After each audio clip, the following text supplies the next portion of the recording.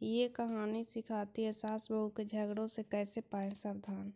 हाल ही में नैना का विवाह हुआ था और उसके अपने पति और ससुराल वालों के साथ एक जॉइंट फैमिली में रहना शुरू कर दिया था। कुछ दिनों के बाद उसे पता चला कि वह अपनी सास के साथ नहीं रह सकती। नैना की सास रूढ़िवादी थी, जबकि नैना आधुनिक जीवन शैली जीने वाली लड़की थी। जल्द ही उनके बीच झगड़ने होने लगे। कई महीनों के बीत जाने के बाद भी दोनों में से कोई भी अपना व्यवहार बदल नहीं पाया। समय के साथ साथ और ज़्यादा आक्रामक हो गई और उसे अपनी सास से नफरत होने शुरू हो गया। वह सोचने लगी कि कैसे अपने सास से छुटकारा पाया जाए। एक बार हमेशा की तरह जब उसने अपनी सास से झगड़ा किया और उसके पति ने अपनी माँ का साइड लिया, तब नैना गुस्सा हो गई और अपने मायके चली गई। नैना के पिता एक केमिस्ट थे। उसने अपने पिता की पूरी बात बताई। उसने अपने पिता से कहा कि उसे कुछ जहर दें ताकि वह अपनी सास के लिए खाने में मिलाकर उसे छुटकारा पा सके, नहीं तो वह अपने पति के घर वापस नहीं जाएगी।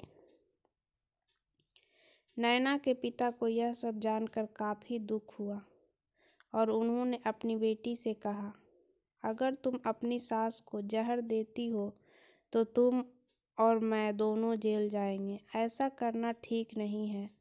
लेकिन नैना सुनने और समझने की हालत में नहीं थी।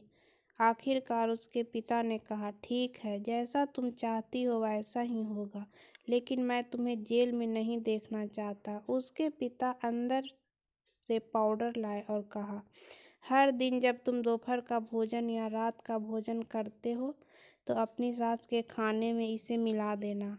इससे धीरे धीरे कुछ महीने में वह मर जाएगी और लोग समझेंगे कि वह प्राकृतिक रूप से मरी है।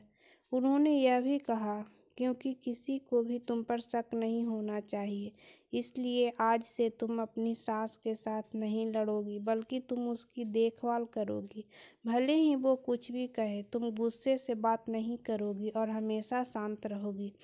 नैना सहमत हो गई और अपने ससुराल वापस आ गई और अपने पिता की सलाह के अनुसार उसने अपनी सास के खाने में पाउडर मिक्स करना शुरू कर दिया और बड़े प्यार के साथ काम करना शुरू किया। समय बीतने के साथ साथ नैना की सास का नेचर भी बदलना शुरू हो गया, क्योंकि नैना अब अपनी सास को बहुत देखभाल करने लगी थी। इसलिए उसकी सास भी उसके प्रति विनम्र होने लगी और प्यार से बात करने लगी।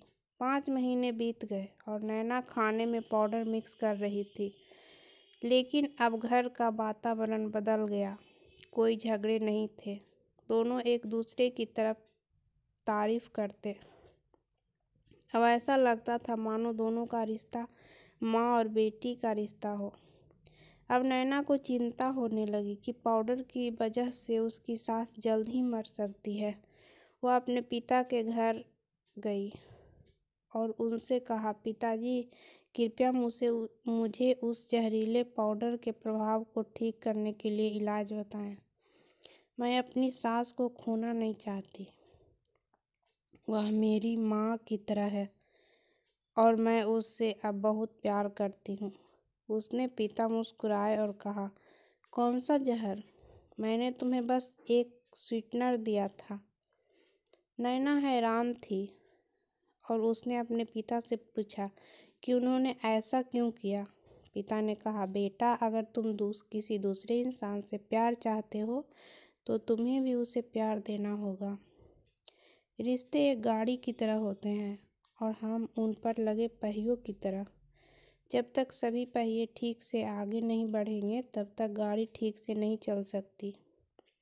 इसी बात का एहसास दिलाने के लिए मैंने ऐसा किया और तुम्हें अपनी सास के प्रति नम्र रहने को कहा।